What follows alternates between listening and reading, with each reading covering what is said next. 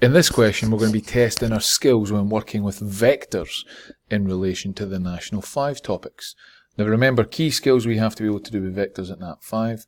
We have to know vector pathways, we have to be able to name them, we have to be able to calculate vector pathways when given pathways and their components, and we have to be able to calculate the magnitude of vectors. Those are just some of the key things we have to be able to do. Now this question here gives us two vector pathways, so PR and RQ, when it relates to this triangle PQR. We've got to first do the vector from P to Q and express it in component form. We're then told that if M, this point here, is the midway point of PR, we have to express M to Q in component form. So first part of this, P to Q in component form. Now what that means is it wants this vector here in component form. Now, in order to do this, we have to find a vector pathway that covers this way here. We don't know any of the component parts of this vector, so we have to figure them out using other vectors. However, to go from P to Q, what we know we're able to do is we're able to go along the vector PR and then along the vector R to Q. So what we're able to then say is that the vector PQ, that can be given to us by taking the vector PR and adding on the vector RQ. If we do that, we cover the exact same journey as if we were to go to P to Q. And if we then take both of these vectors, so given by this and this, and add them together, what we will do is get the component parts of the vector PQ and answer the question. So to do that, we take the PR vector, which is 6, negative 4, and we simply add on the RQ vector, which is negative 1 to 8. Add the pair of these together. 6 plus negative 1 is 5. Negative 4 plus 8 is 4. Now a couple of key points that you need to make sure you do with this. First, it has to be in the correct vector format.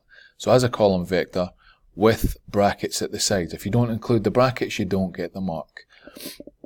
When we're writing like this as well, it's important to realise we leave a gap between the 5 and the 4. We do not put a line as if it's a fraction. If we do that, that's treated as bad form. And we need to make sure that we're not doing that so we're not costing ourselves marks for that question. It's worth 1 mark, quite simply for getting the right answer at the end. What we then want to do is express M to Q in component form. So that would be as if we were taking a vector going from M all the way up to Q. So we again have to find a vector pathway that covers this for us to then be able to calculate it. Now there's actually two vector pathways we can now do. We can start at M and go along to R and then from R up to Q. So that's one route. Or we can start at M and go from M to P and then up P to Q. So we've got two possible pathways that we can do. Now, the key thing here is it doesn't matter which of the two pathways we choose, as long as we do the calculations correct and get the correct component parts of the vector, we should get the same answer regardless, so we should get the correct overall answer. So let's imagine we go this way. We're going to go M to R, R to Q. So what I then can say, right, so my vector MQ, that's going to be equal to going from M to R, and then adding on the R to Q. Now, the R to Q we know from the question. What we need to figure out is MR. But we are told that M is the midpoint of PR.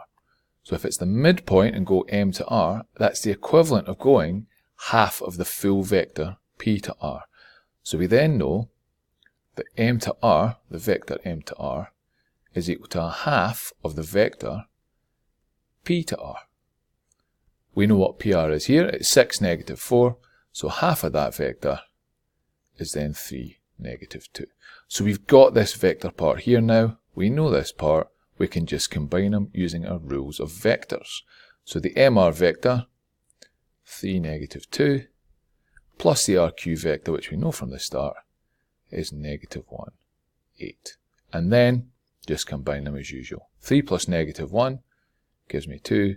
Then negative 2 plus 8 gives me 6. So there you go. There's the vector M to Q is 2, 6. Now that question there is worth 2 marks. You get your first mark for realising your vector pathway and realising this bit here. And then your second mark for getting the final answer. Now again, it doesn't matter which of the two routes you choose, as long as you do the calculations correct and you get the correct version of the vector here, you're laughing, you'll get the marks.